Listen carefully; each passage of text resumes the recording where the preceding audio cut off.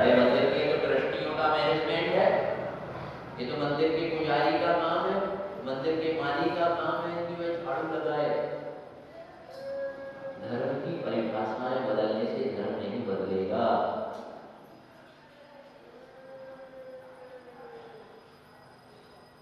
पहले क्या कोई अपने माता पिता की सेवा नौकरों से करवाता था? पहले क्या घर में रोटी बनाने वाली बहनाएं रहती थी क्या? आपको आप होटल में खाएंगे संडे को, तो होटल वाला आपको क्या खिलाता है? रोटी नहीं खिला रहा, वो तो रुपये खिला रहा है कि आप एक रोटी और खाएंगे तो इसका चार्ज और बढ़ेगा। और वो बेरा क्या सोच रहा है, हमें कितना पैसा दोगे टिप में, वो क्या खिला रहा है आपको? तो फिर पैसा पैसा ही आपको दिखता है, फिर आपको पैसा पैसा ही दिखता है। वो रोटी नहीं खिला रहा है, वो तो पैसा खिला रहा है। अब होटल में खाएंगे तो वो संस्कार आएंगे। इस बात को आज का बादशाह मानने को तैयार है क्या? इसीलिए संस्कार दिन दिन नष्ट हो रहे हैं। धर्म की मर्यादाओं का उल्लंघन किया जा रहा है। इससे क्या होने वाला? भगवान शांतिनाथ और पार्श्वनाथ का कोई अभिषेक नहीं करे तो भगवान का क्या कर जाएंगे? कौन से मुल्क में मर जाएंगे? फिर से सिद्धालय से वापस रीवा में आ जाएंगे? क्या भगवान के किसी गुणों में कमी हो जाएगी? क्या हेमोग्लोबिन कम हो जाएगा? भगवान की पूजन करने से भगवान पूज्य नहीं होते हैं, लेकिन हम भगवान की पूजन करेंगे तो पुण्य की प्राप्ति हमको होने वाली है और पूज्य हम होने वाले हैं।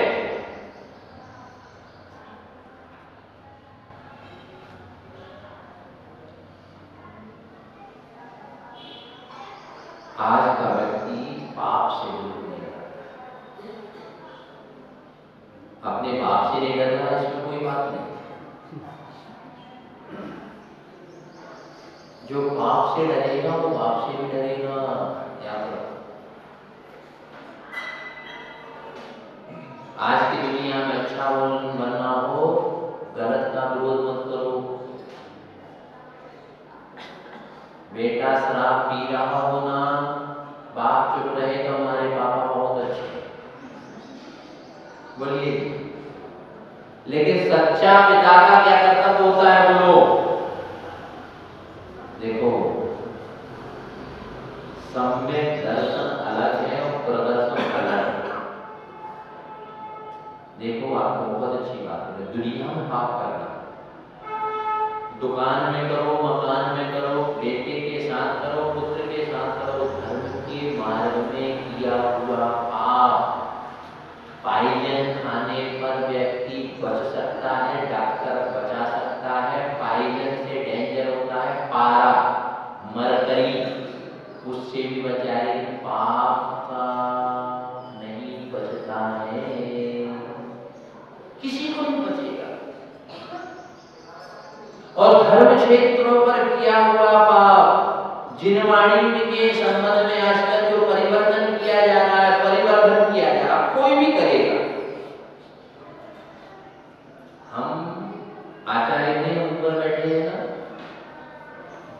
तो गिरेंगे तो सबसे ज्यादा किसे लगेगा?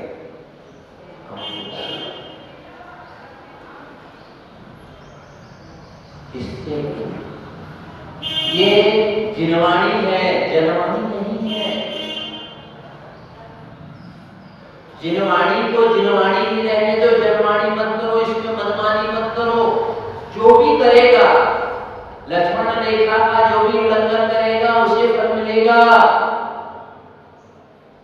देखो, पाप करना और पाप करवाना, दोनों में पाप होता है। गलत स्वयं करना और गलत का समर्थन करना, 300 आपके भारतीय संविधान का एक्ट है, दफा 302, 307। किसी को गोली से मारना वो भी पाप है और किसी को गोली से मरवाना, उसे भी, इसी को जैन धर्म कहते हैं कृत कार्य अनुमोदना, स्वयं करना और दूसरा गलत बात का समर्थन करना भी पाप आश्रय होगा क्या? नहीं। कोई मंदिर के पैसे चुरा के आपके सामने ले जा रहा है, आप नहीं चोरी कर रहे हैं और आप देख रहे हैं, तो आपका क्या कर्तव्य होगा? उसके लिए ये विरोध कर दिया तो गलत हो जाओ।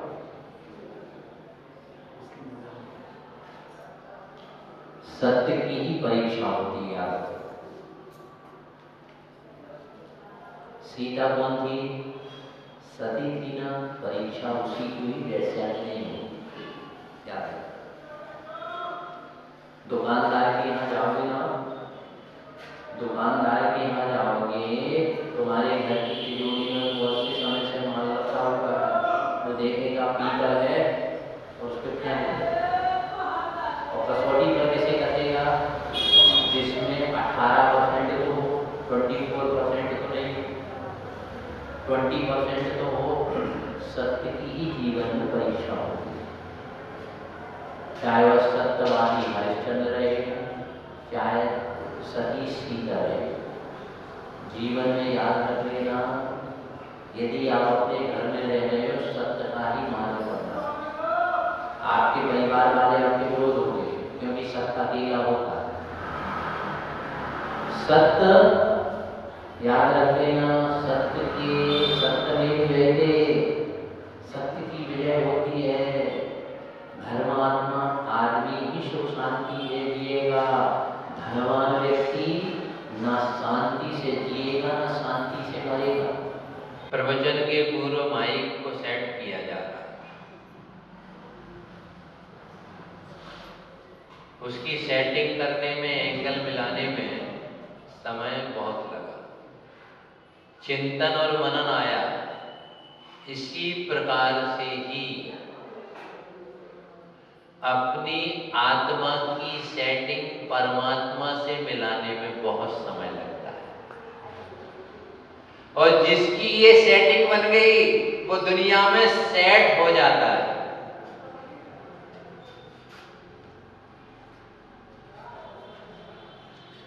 क्योंकि जो परमात्मा और महात्मा ने को जिसने अपने दिल में फिट कर लिया है, वही इस दुनिया में फिट होता है, ये फाइनल है।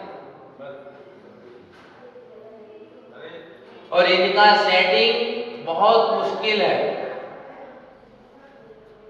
ये तो आउटसाइड से माइक सेटिंग किया गया, इसलिए जल्दी हो गया, लेकिन परिणामों से, क्रियाओं से, मन वचन योग की विशुद्धता पूर्वक इनका मैनेजमेंट बनाना दिल और दिमाग में, प्रत्यक्ष से और परोक्ष से, जिसने बना लिया उसी का उद्धार है।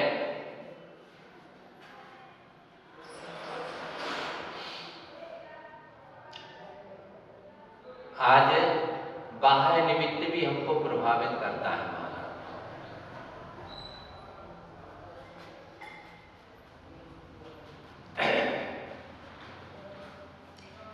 शुभ योग, शुभ संयोग से जीव प्रभावित होता है। आज ज्योतिष शास्त्र का सिद्ध मुहूर्त है। आज बसंत पंचमी, ये सिद्ध मुहूर्त कहलाता है।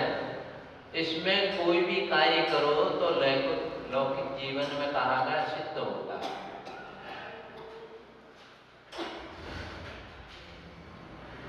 तो कौन सा कार्य करना? आज भगवान के चरणों में यही प्रार्थना किया कि बसंत पंचमी में कुछ कार्य करने पर सिद्ध हो जाता है। बस भगवान आपके चरणों की और गुरुओं के चरणों की भक्ति रूपी सिद्धि जिसके पास हो गई, याद रखना, जीवन में ही उसके हर एक कार्य सिद्ध होते हैं। और ये सिद्धि होना बहुत मुश्किल है। प्रसिद्धि हो सकती है, संसार की संपत्तियां, रिद्धियां और सिद्धियां तो जीव को प्राप्त हो सकती हैं, लेकिन एक रिद्धियां 64 भी है और 48 महारिद्धियां भी हैं। लेकिन ये रिद्धियां और ये सिद्धियां किससे प्रसिद्ध होती हैं? जिसे जिनराज और मुनिराज के प्रति पहले भक्ति की सिद्धि हो गई,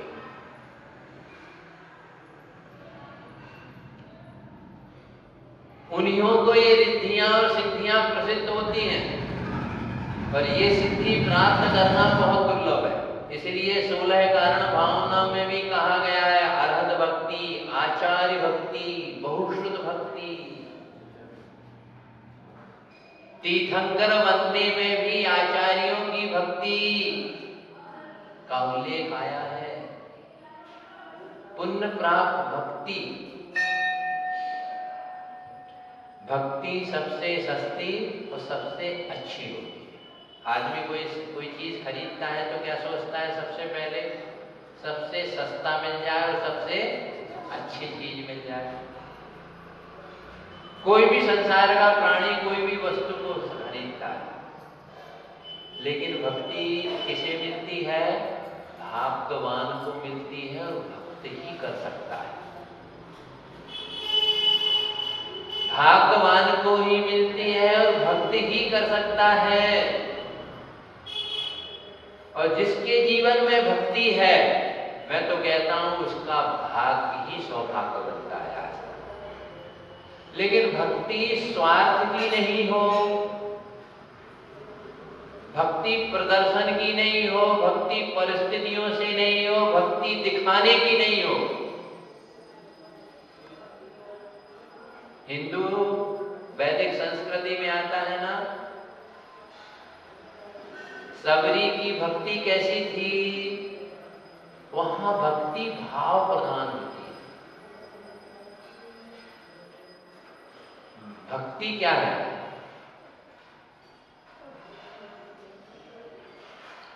गुणानुराग जनित अंतःकरण श्रद्धा विशेष लक्षणा भक्ति। प्रभाचंद आचार्य ने रत्नकरण श्रावकाचार्य की टीका में लिखा है, गुणानुराग जनित। पहले ये मानना ये गुणी है, पहले आपको ये लगना चाहिए डायमंड बहुमूल्य रत्न है, फिर डायमंड पहनना हमारे लिए अनिवार्य है, बहुत अच्छा रहता है। फिर आदमी डायमंड के प्रति उसकी भाव बनेंगे, उसे परचेज करेगा। ऐसे पूज्य पुरुषों के प्रति पहले यह पूज्य हैं, इनसे ही हमारा भाग्य बढ़ेगा, इनसे ही हमारा भाग्य बनेगा। पहले ये भाव जागृत होना चाहिए। पहले गुणानुराग, पूज्य पुरुषों के प्रति भगवान पंच परमेष्टि जो हैं, इनके पूज्य मानो। इनके जब आप तक पूज्य और श्रद्धा के भाव नहीं होंगे, तब तक भक्ति जागृत नहीं होगी। जिस बेटा का माता पिता के प्रति श्रद्धा नहीं है, वो भक्ति कर पाएगा क्या?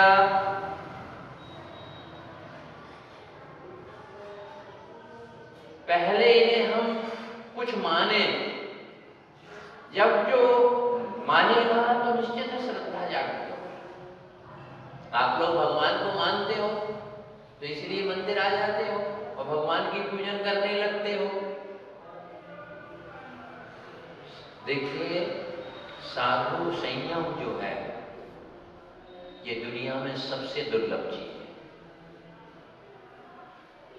रत्नात्रय धर्म की प्राप्ति होना दुनिया में तीनों लोगों में और तीनों कालों में सबसे दुर्लभ है। संसार का वैभव, सुंदर शरीर, संपदा, यश, कीर्ति, पद, प्रतिष्ठा, भोग उपभोग की सामग्रियां, ये तो अनादीन कालीन से अनंत बार जीव को प्राप्त हुई है। लेकिन मनुष्य जन्म को प्राप्त करके, देव शास्त्र गुरु का सानिध्य प्राप्त करके, पंचेंद्रियों को प्राप्त करके, जैन कुल को प्राप्त करके, रत्नात्रय की प्राप्ति हो जाना, संयम प्राप्त हो जाना, वो भी कौन सा संयम? भाव संयम। द्रव्य संयम नहीं, भाव संयम। साधु की सिंह प्रकृति होती है।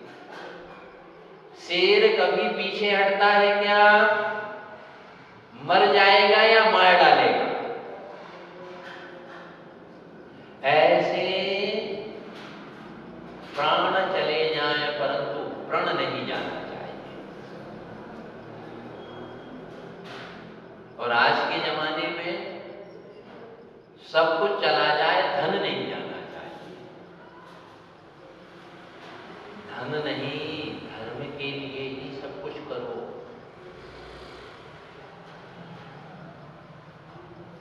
निकलंक ने धर्म के लिए अपने प्राण दे दिए। देश स्वतंत्रता के लिए कितनों ने प्राण दे दिए। धन कमाने के लिए कितना आदमी क्या क्या करता है।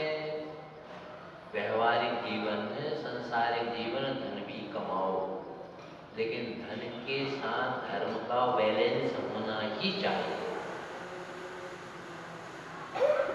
भोग के साथ योग को मत भूलो।